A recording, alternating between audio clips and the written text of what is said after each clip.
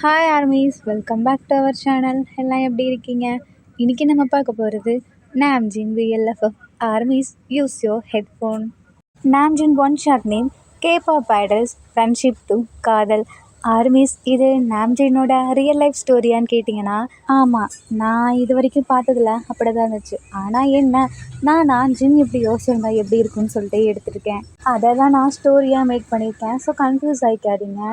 அப்புறம் இதில் இருக்கிறது உண்மையான்னு தோணுச்சுன்னா ஆமாக்கா உண்மைதான், எங்களுக்கு அப்படி தான் ஃபீல் ஆகுது அப்படின்னு சொல்லி கமெண்ட் பண்ணுங்கள். அப்புறம் இனி எதுக்கு பேசிக்கிட்டு வாங்க நம்ம இப்போ நாம்ஜின் வேர்ல்டுக்குள்ளே போவோம். என்னோட பேர் கிம் சுக்ஜின். எனக்கு ஃபேமஸான ஐடல் ஆகணும், அதான் என்னோட ஆசையே. அது மட்டும் இல்லாமல் எங்கள் அம்மா இல்லை, அவங்கள பற்றி எதுக்கு பேசிக்கிட்டு, என்னோடய ஸ்டோரி ரொம்பவே நல்லாயிருக்கும், அது எனக்கு ரொம்பவே பிடிக்கும். என் ஸ்டோரியை வச்சு ஒரு படமே எடுக்கலாம், அப்படிப்பட்ட ஸ்டோரி. அப்புறம் எனக்கு ஃப்யூச்சரில் நிறைய ஃபேன்ஸ் வேணும். அப்புறம் அவங்கெல்லாம் என்னை பார்த்து வியக்கணும், அந்த அளவுக்கு நான் முன்னேறணும், அதுதான் இப்போதைக்கு என்னோடய கெய்மே. அப்புறம் எனக்கு நான் பிக் ஹிட்டில் நானும் ஒரு மெம்பர். ஸோ அதுக்காக தான் இன்றைக்கி போயிட்டுருக்கேன் அப்படின்னு சொல்லிட்டு போகிறாரு. போன உடனே பார்க்குறாரு, என்னடா இவன் வித்தியாசமாக இருக்கான் அப்படின்னு சொல்லிட்டு பார்க்குறாரு.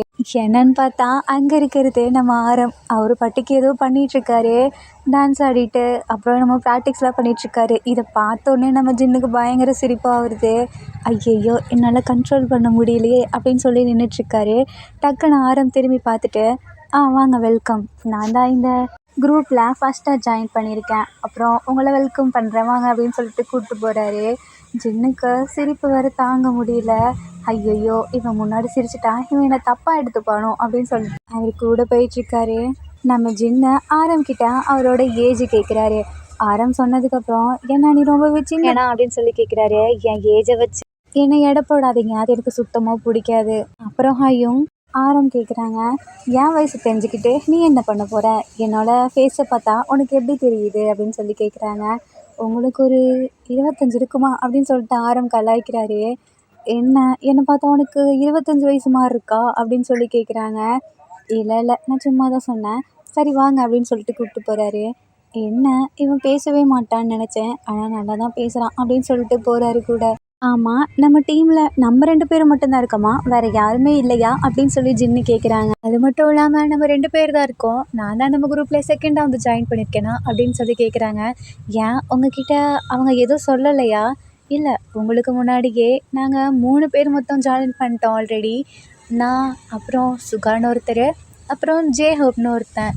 அவங்க 2 பேருமே ரேப்பர்ஸ். எனக்கு நியூஸ் வந்துடுச்சு நீங்கள் வோக்கல்னு சொல்லி, நீங்கள் தான் 4th ஜாயின் பண்ணியிருக்கீங்க அப்படின்னு சொல்லி ஆரம் சொல்கிறாரு.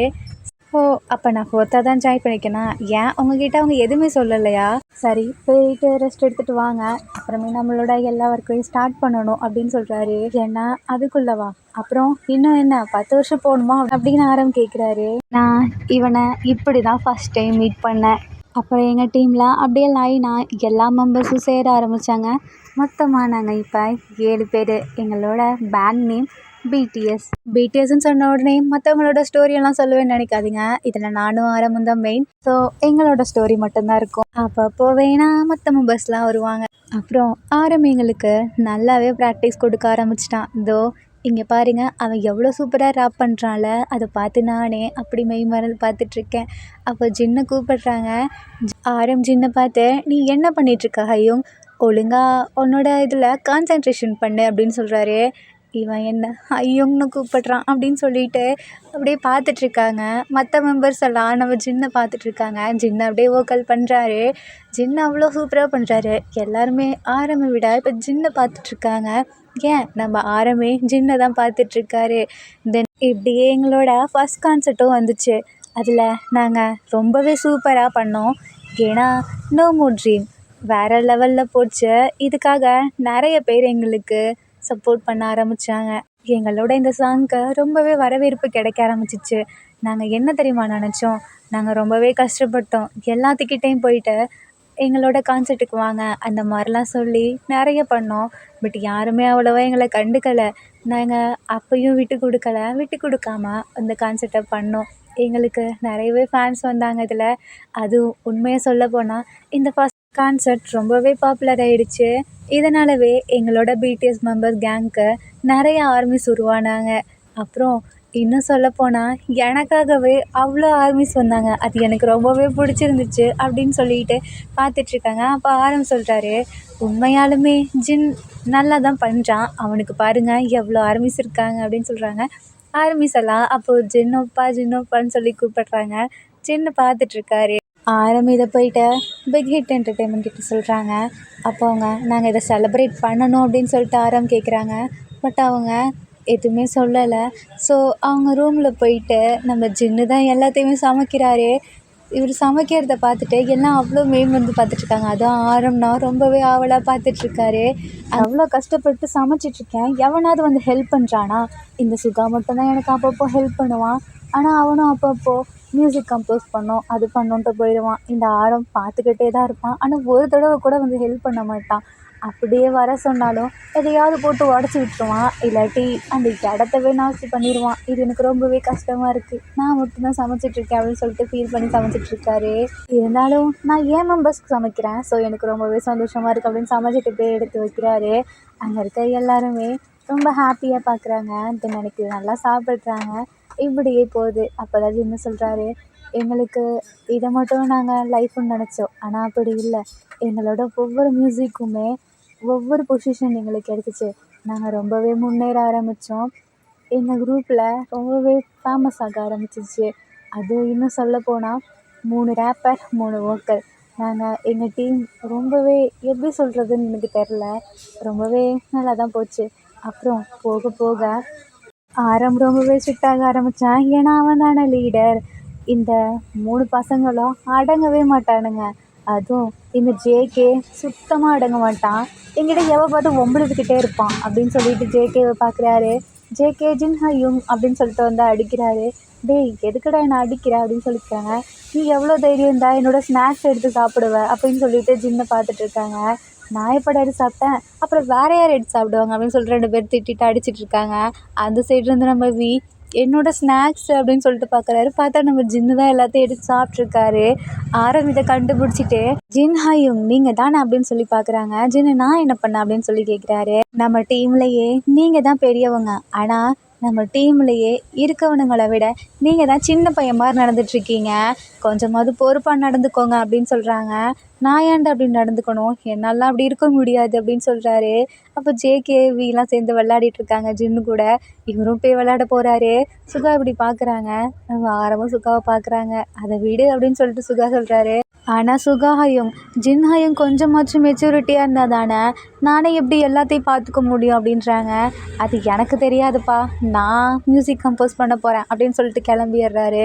ஆரம் ஒரு மாதிரி சேடாக பார்க்குறாங்க. அப்போ ஜெய்ஹோப் அங்கே நிற்கிறாரு. என்னாச்சு ஆரம், நீ நல்லா தானே இருக்க? நான் நல்லா தான் இருக்கேன், ஆனால் அந்த ஜின்ஹாயும் தான் வர வர அடங்கவே மாட்டிக்கிறாங்க அப்படின்னு சொல்லிட்டு ஆரம் சொல்கிறாரு. விடுடா, அவர் அப்படி இருந்தால் தான் க்யூட்டாக இருக்காங்க அப்படின்னு சொல்லிட்டு ஜெய்ஹோப் சொல்கிறார். என்னது க்யூட்டாக இருக்கானா? ஆமாம், நீ வேணா பாரேன், அங்கே இருக்கிறதுல யார் பார்க்க உனக்கு க்யூட்டாக தெரியுறா அப்படின்னு சொல்லிட்டு ஜெய்ஹோப் கேட்குறாங்க. அதுவா அப்படின்னு சொல்லிட்டு ஜிமினாவை பார்க்குறாங்க.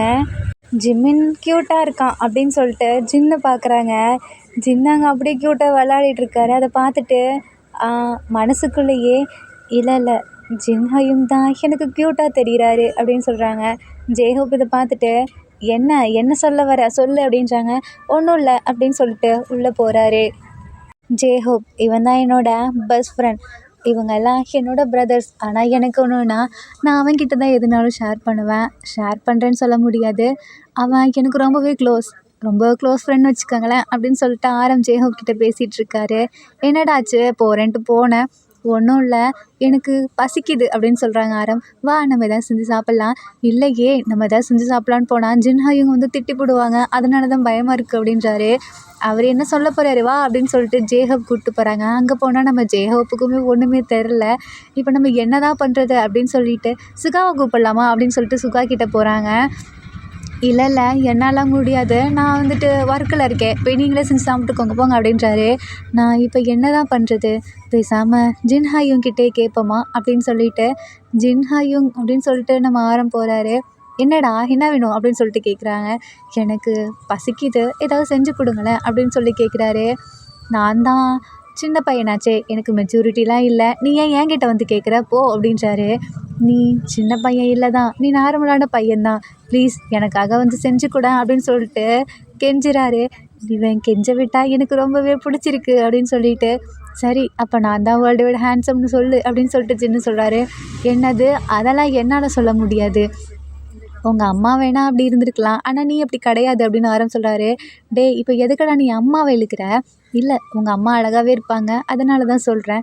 அப்படியா, சரி இருந்துட்டு போகுது, நான் உனக்கு சமைச்சு தரமாட்டேன், அப்போது எனக்கு பசிக்குதே, நான் வேணா போய் கிச்சனில் செஞ்சுக்கவா அப்படின்னு சொல்லிட்டு ஆரம் போகிறாரு. ஐயையோ நீ இங்கேயே நில்லை, நீ எதுவுமே சமைக்க வேணாம், நானே சமைச்சுக்கிறேன் அப்படின்னு சொல்லிட்டு உள்ளே போயிட்டு ஆரமுக்கு சமைக்கலான்னு எடுத்து வச்சிட்ருக்காரு. அப்போ ஆரம் வந்து, நான் வேணா உங்களுக்கு ஹெல்ப் பண்ணவா, இந்த வெஜிடபிள்ஸ்லாம் கட் பண்ணி தரவா அப்படின்னு சொல்லி கேட்குறாரு. நீ தயவு செஞ்சு அதுலேருந்து கையை மட்டும் வைக்காத அப்படின்றாரு. அப்போ ஜேகே ஓடி வந்து, ஜின்ஹையும் நான் அதை எடுத்துகிட்டு போகிறேன் அப்படின்னு சொல்லிட்டு ஒன்று எடுத்துகிட்டு போகிறாரு. இவன் தொல்லை வேற தாங்க முடியல அப்படின்னு சொல்லிட்டு ஜின்னை ஆரம்பிக்கிட்ட, நான் அவனுக்கு ஒரு ஒர்க் கொடுக்குறேன், என்ன ஒர்க் சொல்லுங்கள் நான் பண்ணுறேன், இங்கே அந்த 3 பசங்களையும் வர விடாத, அவனுங்க அடங்கவே மாட்றானுங்க அப்படின்னு சொல்கிறாரு. ஆரம் மனசுக்குள்ளேயே, என்னது அவனுங்க அடங்க மாட்றானுங்களா அப்படின்னு சொல்லிட்டு பார்க்குறாரு. என்னடா முழிக்கிற, நான் சொன்னதை பண்ணு போ அப்படின்னு சொல்லிட்டு ஜின்னு துரத்தி விட்டுறாரு. ஆரம் போயிட்டு அப்படியே நின்றுட்டுருக்காரு. ஜின்னுக்கு சிரிப்பாக வருது. இவன் தான் எங்களோட லீடர், அப்புறம் ரொம்பவே மெச்சூரிட்டியானவன், ஆனால் இவன் பயப்படுற ஒரே ஆள்னா அது நான் மட்டும்தான், எனக்காக மட்டும்தான் இவன் பயப்படுவான் அப்படின்னு சொல்லிட்டு சந்தோஷத்துலேயே ஆரம்புக்கு சமைச்சிட்ருக்காரு. ஜின்னை அப்போ ஆரம்பியே பார்த்துட்ருக்காங்க. என்ன உங்களுக்கு ஏதாவது வேணுமா ஹையும் அப்படின்னு சொல்லிட்டு ஆரம் கேட்குறாங்க. ஜின்னு மனசுக்குள்ளேயே, எனக்கு வேணும் தான், நீ என்ன ஐயும்னு மட்டும் கூப்பிடாத அப்படின்னு சொல்லிட்டு மனசுக்குள்ளே நினைக்கிறாரு. தென் இப்படியே கொஞ்சம் வருஷம் போயிடுது. நம்ம சின்ன ஆரம்லாம் நல்லாவே வளர்ந்துடுறாங்க. நாங்கள் ரொம்பவே பாப்புலர் ஆகிட்டோம், இன்னும் சொல்லப்போனால் நிறையவே ஃபேமஸ் ஆகிட்டோம்னு வச்சுக்கோங்களேன். அப்புறம் நாங்கள் எல்லாருமே ஒரு நாள் ட்ரிப் போனோம். அப்போது நாங்கள் எல்லோ கலர் ட்ரெஸ் போட்டிருந்தோம் எல்லாருமே, நாங்கள் 7 பேருமே. அங்கே போனப்போ நாங்கள் தனித்தனியாக ஜீப் எடுத்துகிட்டு ரவுண்ட் போயிட்டுருந்தோம். ஆரம்க்கு ட்ரைவ் பண்ண தெரியாதா, அதனாலவே அவன் உட்கார மாட்டான். நாங்கள் உட்கார சொன்னாலும் எங்கள் கூட உட்கார மாட்டேன்னு சொல்லி எனக்கு அடம் பிடிச்சான். அப்புறமேட்டுக்கு நான் வேறு வழி இல்லாமல் ஜிமின் கூட போனேன். நானும் ஜிமினாவும் போனோம். அப்போது நான் தான் ட்ரைவ் பண்ணேன். ஆரம் அப்போது திடீர்னு எங்கேருந்தோ வந்தான். ஜிமினா என் மேலே ஏதோ தூசி இருக்குதுன்னு சொல்லிட்டு அதை எடுத்தான். அதான் ஆரம் பார்த்துட்டு என்னமோ அப்படி கண்ணாலேயே சிக்னல் கொடுத்தான் கையிலையும். எனக்கு ஒன்றுமே புரியல, நான் நார்மலாக விட்டுட்டேன். இன்றைக்கி என்னமோ ஆயிடுச்சு போல். அப்புறம் வரமாட்டேன்னு சொல்லிட்டு இவங்க கூட வந்திருக்கான் அப்படின்னு சொல்லி பார்த்தேன். அதுக்கப்புறம் அதே நாள் நான், ஜிமினா, ஆரம் நாங்கள் 3 பேருமே அந்த இடத்துக்குள்ளே தண்ணிமாருக்குள்ளே அங்கே இறங்கணும். அதுக்குள்ளே அவ்வளோ பெரிய மீன் விட்டாங்க. ஆரமும் ஜிமினாவும் ரொம்பவே அதுக்கிட்ட பாசமாக கொஞ்சி விளாட்னாங்க. எனக்கும் அதை தொடணும்னு தோணுச்சு.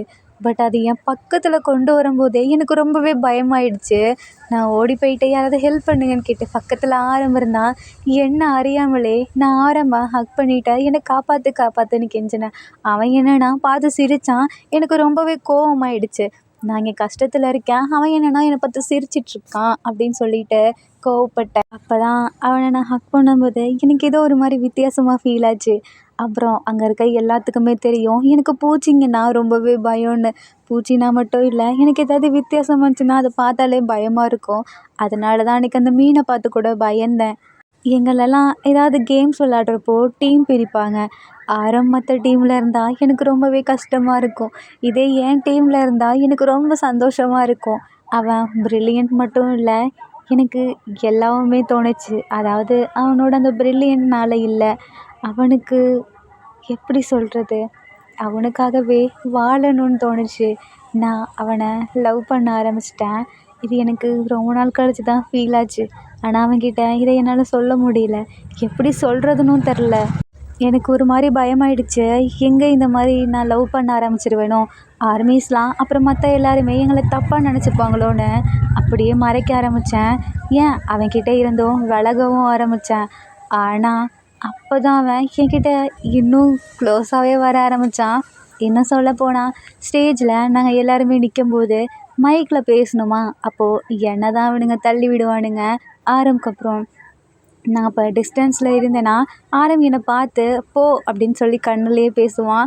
அப்புறம் இன்னும் சொல்லப்போனால் நான் தனியாக நின்றுட்டு இருந்தேன்னா என்னை விடாமல் பக்கத்தில் வந்து நிற்பான். நான் அங்கிட்டு போனால் அந்த சைடு வந்து நிற்பான், இந்த சைடு போனால் என்கிட்ட வந்து நிற்பான். எனக்கு ஏதோ வித்தியாசமாக ஃபீல் ஆச்சு. ஒரு வேளை இவனுக்கும் நம்மளோட லவ் வந்துடுச்சோ அப்படின்னு தோணுச்சு. பட் இருந்தாலும் அவன் நார்மலாக பண்ணுறான்னு தான் தோணுச்சு. இது எப்படி சொல்கிறது? நாங்கள் கான்சர்ட்டில் இருக்கப்போ நான் தனியாக வந்து உட்காந்துருந்தேன். அப்போ அவன் என் பக்கத்தில் வந்து உட்காந்தான். அது எனக்கு இன்னுமே ரொம்ப பிடிச்சிருந்துச்சு. அவனை அவாய்ட் பண்ணவும் முடியலை.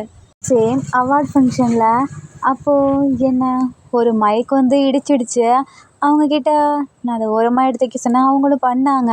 அதை சொல்லிட்டு திரும்புறதுக்குள்ளே ஒரு சவுண்டு, ஒழுங்காக அதை எடுத்து வைக்க மாட்டிங்களா, அவன் மேலே பட்டுருச்சு அப்படின்னு சொல்லிட்டு என்னான்னு பார்த்தா ஆரம் எனக்காக வந்து பேசினான். எனக்கு அது ரொம்பவே பிடிச்சிருந்துச்சு. எனக்காக மற்றவங்கள திட்டினான். அதனால் கிடையாது, எனக்காக பேசினான் அப்படின்னு சொல்லிட்டு எனக்கு அவ்வளோ சந்தோஷமாக இருந்துச்சு. இருந்தாலும் நான் அதை கண்ட்ரோல் பண்ணிக்கிட்டேன். அப்புறம் சேம் அவார்ட் ஃபங்க்ஷனில் அவன் என் கையை வந்து பிடிச்சான். எனக்கு ஒரு மாதிரி அன்கம்ஃபர்டபுள் ஆகிடுச்சு. நான் கையை விட்டேன். இருந்தாலும் அவன் என் கையை பிடிச்சான். பிடிச்சிக்கிட்டே இருந்தான். என்னை கூட்டிகிட்டும் போனான். அப்புறம் இன்னும் சொல்லப்போனால் அங்கே எல்லாருக்கும் முன்னாடியுமே என் வயசில் கையை வச்சான். அது எனக்கு ரொம்பவே ஒரு மாதிரி ஃபீல் ஆச்சு. என்னடா இவன் நான் விட்டு போனாலும் பின்னாடியே வந்துட்டுருக்கானேன்னு தோணுச்சு. நான் அப்போலேருந்தே எனக்கு ஒரு மாதிரி பயம் வர ஆரம்பிச்சிருச்சு. எங்கே இவன் என்னை விட்டு போயிடுவானோ, இந்த லவ்வை சொன்னான் அப்புறம் என்னை தொடக்கூட மாட்டானோ அப்படின்னு சொல்லிட்டு ஃபீல் ஆச்சு. அதனாலவே நான் ஆரம்ப விட்டு ஜேகே கூட க்ளோஸ் ஆக ஆரம்பித்தேன். ஜேகே கூட அடிச்சுப்பேன், சண்டை போடுவேன், விளாடுவேன். ஆனால் ஆரம்ப ஒவ்வொரு தடவையும் எங்களை ஒரு மாதிரி பார்ப்பான். நாங்கள் அப்படி இருக்கும்போது எனக்கு ஏதோ ஃபீல் ஆச்சுன்னா அவன் ஜலஸ் ஆகுறானோ, நாங்கள் 2 பேர் இப்படி இருக்கிறத பார்த்துட்டு அப்படின்னு தோணுச்சு. நான் எங்கே இவன் கூட இருந்தால் வேறு மாதிரி டைவர்ட் ஆயிடுவோன்னு நினச்சிட்டு தான் நான் மேக்னி லைன்ஸ் கூட ரொம்பவே க்ளோஸ் ஆக ஆரம்பித்தேன். அதுவும் அவன் கூட ரொம்பவே அடிச்சுக்கிட்டு விளாடுவேன். இன்னும் சொல்லப்போனால் ஜேகே எல்லாத்த விடையும் ஜேகே கூட தான் இன்னும் க்ளோஸ் ஆக ஆரம்பித்தேன். ஆனால் எனக்கு ஏதோ இவங்க கூட இருந்தாலும் என்ன தான் ஜாலியாக இருந்தாலும் யாரையோ ஒருத்தரை மிஸ் பண்ணுற மாதிரி இருந்துச்சு. அது யாருன்னு எனக்கு அப்போ தான் தோணுச்சு. நான் அவனை பார்த்தேன் அந்த கான்சர்ட்டில் ரொம்பவே தனிமையாக பாடிட்டுருந்தான். அவனோட அந்த வாய்ஸ் என்னை கூப்பிட்ட மாதிரி இருந்துச்சு. அவன் பக்கத்தில் போ அப்படின்னு சொல்கிற மாதிரி இருந்துச்சு. நான் அப்போ அவன் பக்கத்தில் போனேன். அப்போது அந்த லைட்டு வெளிச்சத்தில் அவன் என்னை பார்த்தான், நானும் அவனை பார்த்தேன். 2 பேரும் கண்ணாலேயே பார்த்துக்கிட்டு இருந்தோம். ஆர்மிஸ் தப்பாக எடுத்துப்பாங்களோன்னு சொல்லிட்டு நான் மறுபடியும் இந்த சைடு வந்துட்டேன். நான் ஆரம் கூட இருக்க ஒவ்வொரு நிமிஷமும் அவ்வளோ சந்தோஷமாக இருந்தேன். ஆனால் ஆரம் என்னை விட்டு தூரமாக போயிட்டா அது எனக்கு ரொம்பவே கஷ்டமாக இருக்கும். அன்றைக்கி ஒரு நாள் கான்சர்ட்டில் இது வரைக்கும் ஆரம் அழுததே இல்லை. ஆனால் ஃபஸ்ட் டைம் அழுதான். அதை பார்க்கும்போது எனக்கே அழுக வந்துருச்சு. இருந்தாலும் நான் கண்ட்ரோல் பண்ணிகிட்ருந்தேன். இன்னும் சொல்லப்போனால் அவனை பார்க்குறப்போ எனக்கு ஒரு மாதிரி வித்தியாசமாக ஃபீல் ஆகும். அதுக்கு பேர் என்னன்னு எனக்கு தெரியும். அதான் லவ். அப்புறம் நானும் ஆரமும் தனியாக லைவ் பண்ணோம். அந்த லைவ் எனக்கு ரொம்பவே பிடிச்சிருந்துச்சு. இன்னும் சொல்லப்போனால் நாங்கள் 2 பேருமே கப்பல் மாதிரி ஃபீல் பண்ணேன். இன்னும் சொல்லப்போனால் நான் அவாய்ட் பண்ணணுன்னு நினைக்கிறப்போவோ இல்லை தனியாக இருக்கணும்னு நினைக்கிறப்போ அவன் என்னை அப்படி விட மாட்டான். எனக்கு ஒரு பாதுகாப்பு, அதாவது எனக்கு ஒரு ஷீல்டு மாதிரி இருந்து அவன் என்னை ப்ரொடெக்ட் மட்டும்தான் பண்ணியிருக்கான். எனக்கு தெரியல அவனும் என்ன லவ் பண்ணுறானான்னு. பட் இதை அவன்கிட்ட என்னால் கேட்கவும் முடியல. கேட்டால் அவன் என்னை தப்பாக எடுத்துப்பானோ. என் லவ்வை வாட்ஸ்அப் பண்ணிக்க 1% தான் சான்சஸ் இருக்குது. ஏன்னா அவனுக்கும் என் மேலே லவ் இருந்தால் மட்டும்தானே. அப்படி இல்லைன்னா அந்த 99% எங்கே எங்களால் ஃப்ரெண்ட்ஷிப்பாக கூட இருக்க முடியாதோ அப்படின்னு தோணுச்சு. அவன் என்ன ஹயுங் தான் கூப்பிடுவான். இருந்தாலும் நாங்கள் ஹயுங்கை விட வேறு லெவலில் கனெக்ட் ஆகிருந்தோம். அதுக்கு பேர் ஃப்ரெண்ட்ஷிப்பா இல்லை காதலா? எனக்கு தோணுது நான் அவனை லவ் பண்ணுறேன்னு.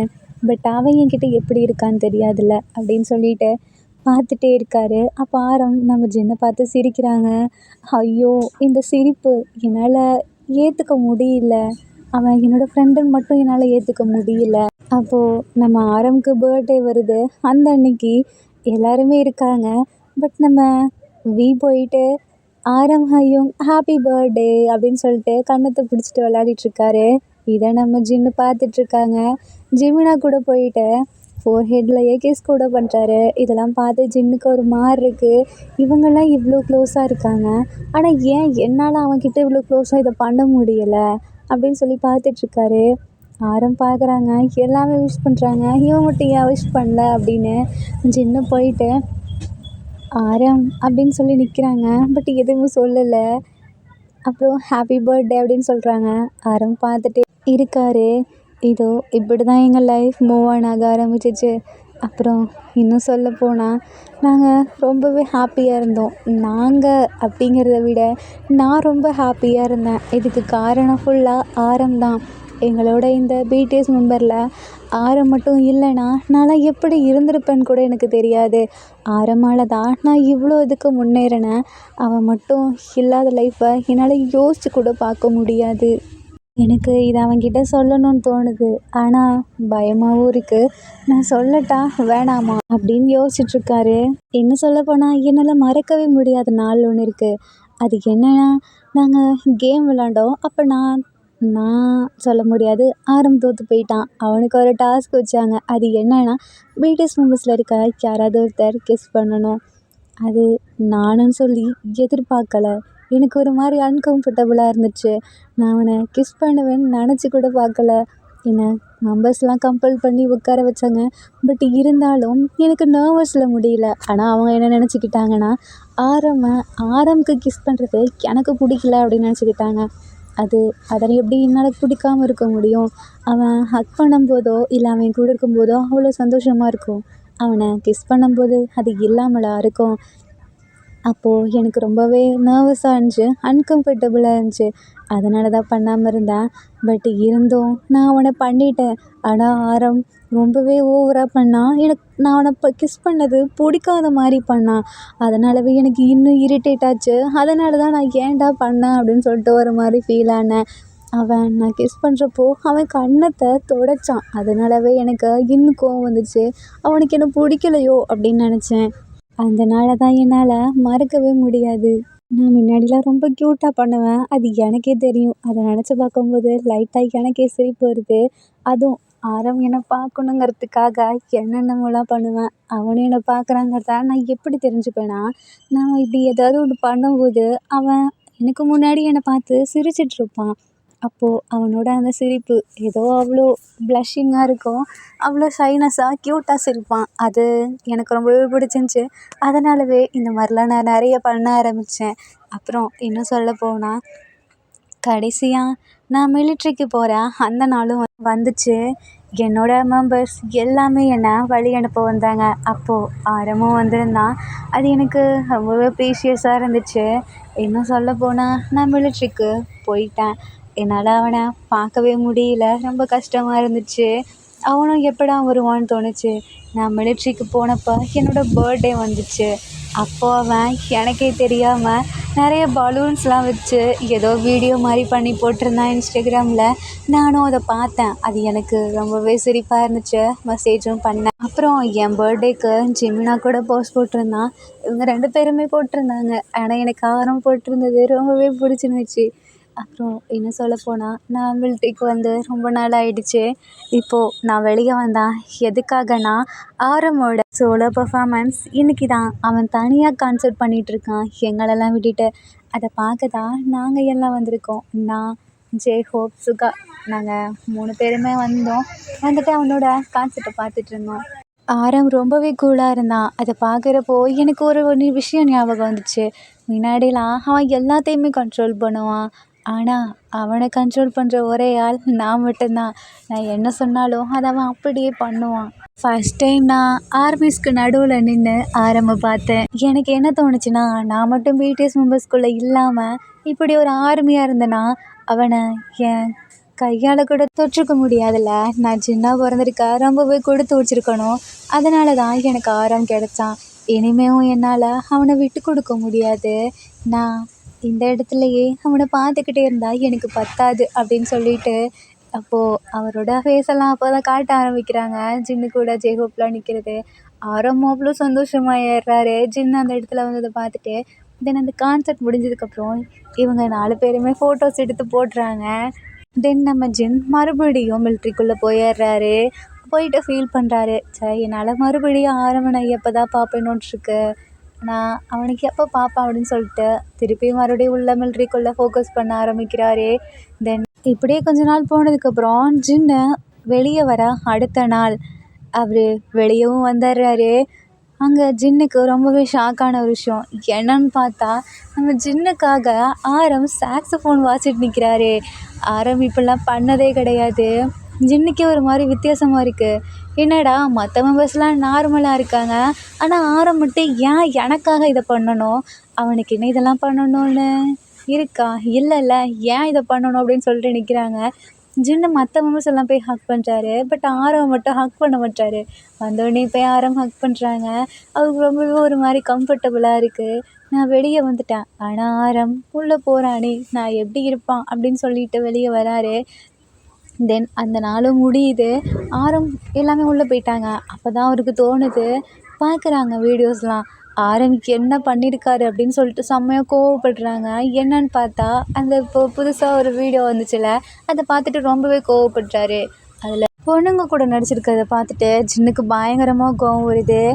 எவ்வளோ தைரியம் தான் இந்த ஆரம் இப்படி பண்ணியிருப்பான், என்கிட்டலாம் இதை பற்றி பேசக்கூட இல்லைல்ல, எவ்வளவோ ஷேர் பண்ணுவான், ஆனால் இந்த விஷயத்த ஷேர் பண்ணல, இதை நான் சும்மாவே விட மாட்டேன்னு சொல்லிட்டு அடுத்த நாளே கான்செப்ட் வச்சு இந்த மாதிரி சொல்கிறாரு. நான் இந்த மிலிட்ரிக்குள்ளேருந்து வந்தனால ரொம்பவே சந்தோஷமாக இருக்கேன். நான் 100 ஆர்மிஸை ஹக் பண்ண போகிறேன் அப்படின்னு சொல்கிறாரு.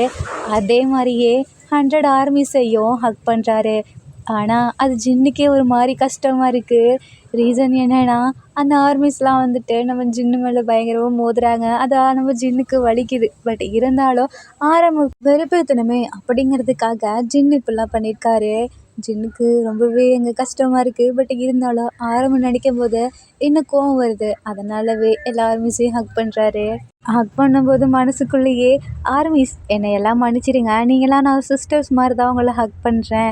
ஏன்னா எனக்கு இன்னொருத்தனை ரொம்ப பிடிச்சிருக்கு, அவன் தான் ஆரம் அப்படின்னு சொல்லிட்டு தான் சிஸ்டர் மாதிரி இருக்கீங்கன்னு சொல்லிட்டு ஹக் பண்ணிகிட்ருக்காரு. தென் அந்த நாளும் முடியுது. நம்ம ஃப்யூச்சரில் கொண்டு போகலாமா? 2027 ஆல்ரெடி நான் டேக்கு கூட ரியல் பேஸ்டு லவ் ஸ்டோரி போட்டிருப்பேன். அதில் 2026 நம்ம ஜேகேக்கு ப்ரப்போஸ் பண்ணுற மாதிரி இருக்கும். இது 2027 நடக்கிற மாதிரி இவங்களோட லைஃப்குள்ளே பார்க்கலாம். அப்போது ஜின்னு வந்துட்டு, இந்த எவ்வளோ சின்ன பையன், அவனே ஜேகே கிட்ட ப்ரப்போஸ் பண்ணிட்டான், ஆனால் என்னால் முடியல, நான் உண்மையாலுமே ஒரு பெரிய பையன் தானா அப்படின்னு எனக்கே டவுட் வருது அப்படின்னு சொல்லி பார்த்துட்ருக்காரு. ஜேஹோ பாரன் பக்கத்தில் நின்றுட்டுருக்காங்க. என்னடா இங்கே வந்து நின்றுட்டுருக்க, ஏன் நான் இங்கே வந்து நிற்கக்கூடாதா அப்படின்னு ஜேஹோப் கேட்குறாரு. ஒன்றும் இல்லையே அப்படின்னு சொல்லிட்டு அப்படியே அந்த சைடு திரும்பி பார்க்குறாங்க. பார்த்தா ஜின்னு அங்கே சுகா கூட நின்றுட்டுருக்காரு. நம்ம ஜிமினா இதை பார்த்துட்ருக்காங்க. போயிட்டு ஜேஹோப் பக்கத்தில் நிற்கிறாங்க. ஏன்டா இங்கே வந்துட்ட, ஒன்றும் இல்லை அப்படின்னு சொல்லிட்டு ஜிமினா கோவமாக நிற்கிறாங்க. எனக்கு தெரிலடா, ஏன்டா எல்லாம் ஆளாளுக்கு கோவமாக இருக்கீங்க, எனக்கு ஒன்றுமே புரியல, எனக்கு என்னமோ நீங்கள் எல்லாம் அவனை லவ் பண்ணுறீங்களோ அப்படின்னு தோணுது. ஜேஹோப் சொல்கிறாரு. ஜிமினா, என்னது, யாரை லவ் பண்ணுறா, எனக்கு தெரியாது அப்படின்னு சொல்லிட்டு ஜிமினா முழிக்கிறாரு. நீ ஏன்டா எப்படி பார்த்துடுற, உனக்கும் யார் மேலே ஃபீலிங் இருக்கோ அப்படின்னு சொல்லிட்டு பார்க்குறாங்க. பார்த்தா அந்த சைடு நம்ம ஜிமினாவை பார்த்துட்ருக்காங்க.